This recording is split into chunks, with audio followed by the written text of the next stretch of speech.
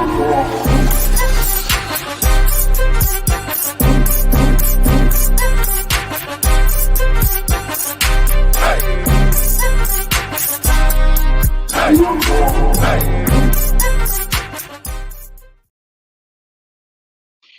what's going on? What's up, everybody? Welcome back to the channel. It's me, the real T Shells. Hey, quickly, man, I just kind of want to recap about yesterday's game, Colorado, Arizona State. Um, it's a great game, in my opinion. I enjoy watching the game of football. I enjoy watching people compete. I just enjoy the excitement that goes behind it with the fans and everything. You should move, lady. You in the freaking way. You just gonna sit right there for y'all excuse me, but anywho, Texas road rage. But people do the dumbest things, man, just sit in the way. You see how things get shifted when you getting ready to talk about something that could be beneficial, man. It just it's irritating. But anywho, yesterday's game was an exciting game. To me, I'm watching everybody, talk about uh the problems that CU is having. Okay, you find me a team right now that does not have problems, regardless of their records. You got undefeated teams that got problems. Uh, the record doesn't identify the problems that you have. You just go out and perhaps won a game, this Saturday because a team made better plays, more plays than you.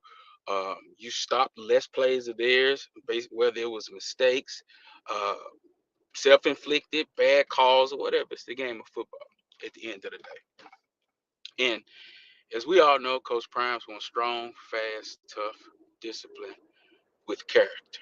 Okay. When you are seeking out those guys based on the time frame that Coach Prime and his staff has had to, revamp the whole roster. Think about this. Don't you think a few guys kind of slipped in that did meet all of the qualifications? Even though that's what he's looking for, that doesn't mean that that's what who everybody is that's on that team, include coaches. You get into a season where a team just come together, a full overhaul in the Power Five, and these people are sitting at 4-2.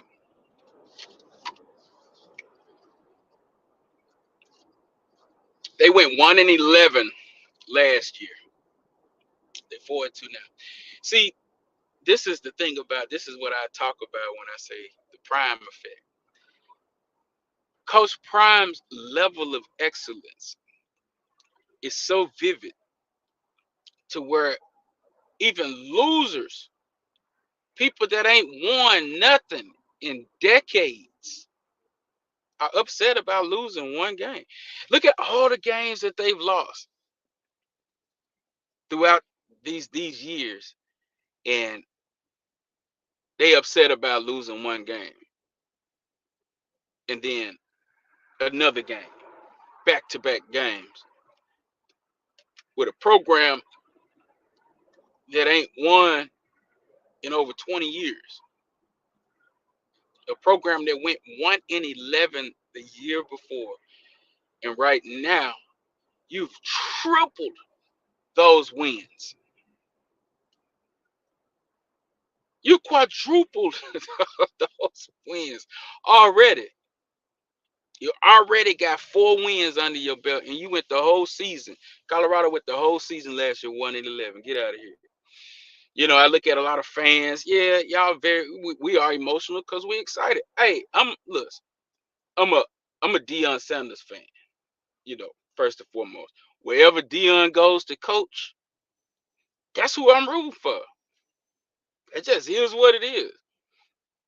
We like people. People are drawn to people, and that's what it is. Y'all work your jobs every day. A lot of y'all hate your jobs because you hate your boss. You hate who you work for. You hate the company. You don't really like it. Get another job.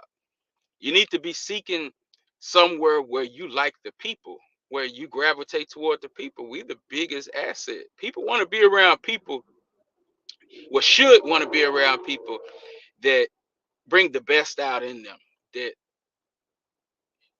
that builds them up to where they can produce more. And that's what Prime is doing over at CU. Right now, they've already produced more in the first 6 games of the year than they have in the past 20 years, in my opinion. So I hear a lot of the people talking about Sean, the offensive coordinator, the bad play calling. They need to run the ball. The offense suck. Shadour's too good of a player to be dealing with this and da da da da da da da da da da. You know, kids hear that, man. Locker rooms hear that. Everybody on that team is still a human being.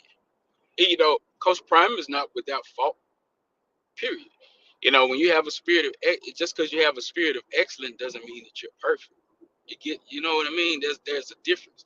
Coach Prime has his faults as well as everybody, but that's what makes everything so unique. That's what makes you depend on God even more to bring things together when you have your differences, because it's Him that mends all of the brokenness, every little piece, and that's what God is doing over there. See, y'all thinking that it's about a CU thing. Y'all thinking that it's strictly about football. You're thinking that it's about Coach Prime. But at the end of the day, and at the end of this year and what has all transpired, man, if you have been looking and have been paying attention, man, if you don't see how God has moved and operated in what He's doing with the whole hiring process, with everything right now nationally, I suggest, man, you pray and you meditate on it. Yes, but okay, let's get back to the football. Okay. All right. Are there a perfect team? No. Are there any perfect teams? No. Do you have some teams with perfect records? Yes. Why is our expectation for Colorado so high? It's because of Coach Prime. Coach Prime. That's why they were, man, listen, they won yesterday and he was ticked off. They lost last week and he was smiling. He was still upset though. But you know, we thinking like, okay, man, we played against one of the top teams in the conference, a top 10 team in the nation. We come out and knowing if we had the ball last, we would have put it in the end zone. Okay, we talk about how magnificent Shedeur. I'm talking about Shakur Stevenson. Shedeur, apologize. Shedeur Sanders. Love the young man. Very talented. Doggone right. NFL caliber quarterback. But is he perfect? Heck, he young. And he's still learning how to really present himself and really get people to mold with him to meet his expectations of them. Yeah, people gotta have expectations of themselves, but like the scriptures teach that we supposed to bear the infirmities of the weak. So wherever somebody's weak at in an area in which we're strong, we build them up in that area. Because you gotta look at a lot of these kids, man, they coming from different walks of life, bro. Different walks of life, which then create certain mentalities, certain ways of thinking, certain ways of responding to things. You know, everybody don't respond to things the same way based off of the same way that they heard it. Some people take offense to things. Some people get motivated by it.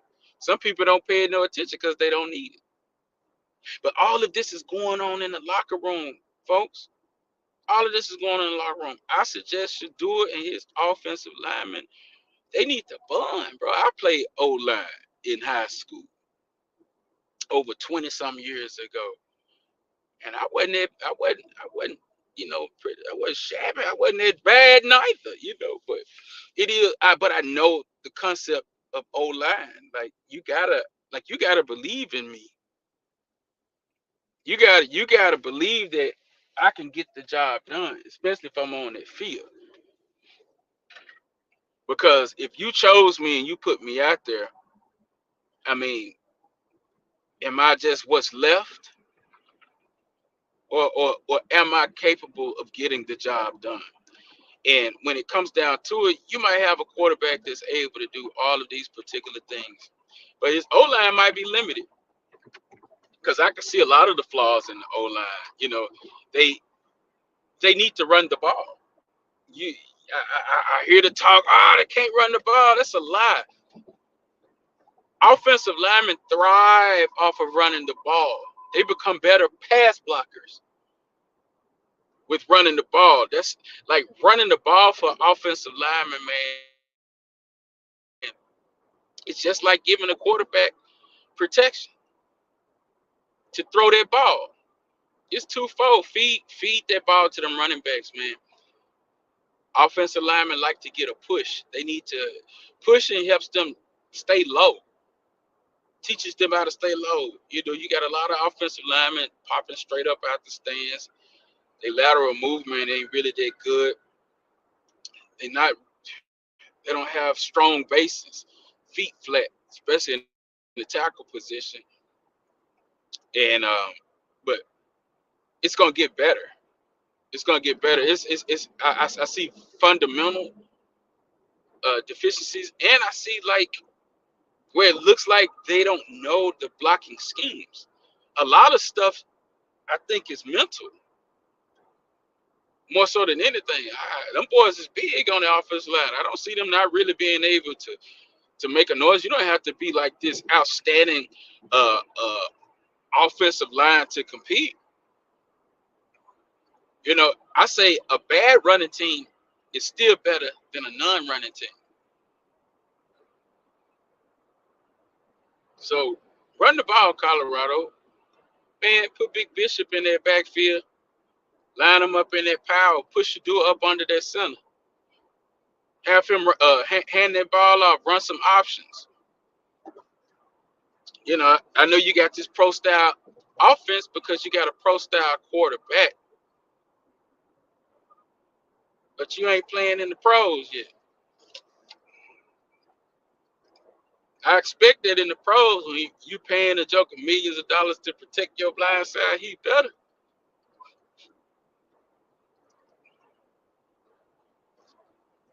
And even then, that ain't guaranteed. So get off the gas. Man, a win is a win. I'm excited. Colorado is 4-2.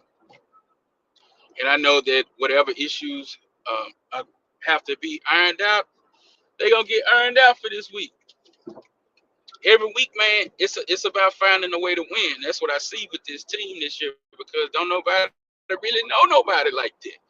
They ain't had a full season together, you know, and understanding how people perform in game time situations, even with coaches when they making certain calls and stuff in game time situations. We gotta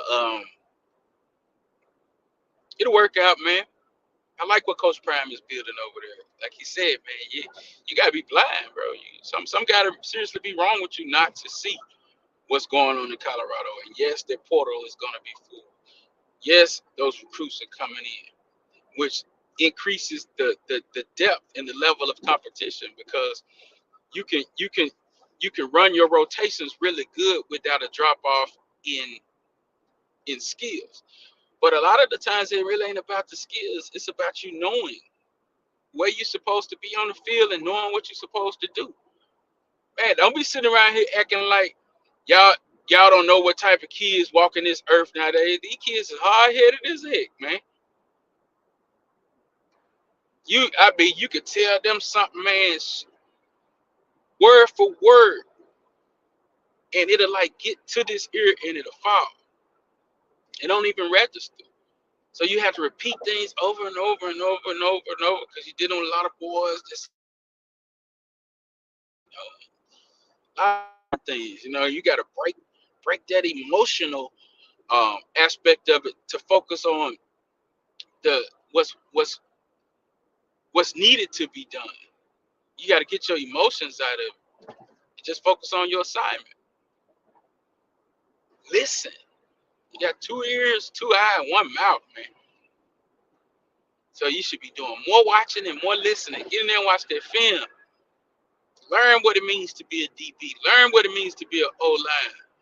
Take it serious. I know a lot of you guys ain't going to the NFL, but that doesn't mean that your work today won't open up doors for you. You don't know where it could go.